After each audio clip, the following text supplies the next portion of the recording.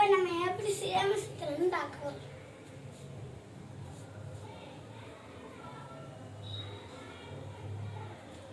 இது பேரு கிரிக்கெட் பாத். நம்ம இப்ப உள் சுத்து கப்பல் மாதிரி இன்னொரு விதமும் இருக்கு. பாக்குறீங்களா? இதுவும் செய்யலாம் கப்பல்.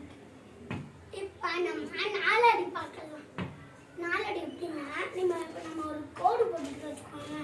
அந்த கோடுல நின்றுக்கிட்டு இங்க வெளி சுத்தணும், பின்னாடி திரும்பி உள்ள சுத்தணும்.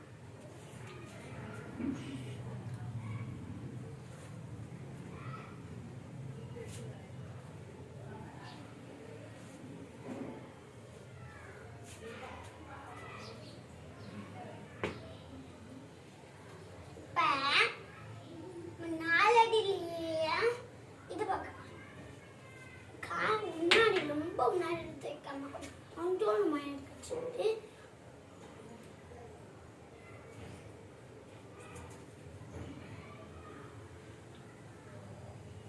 சும்மாவே நேராகவே நின்று காலை எப்படி வச்சுக்கணும்.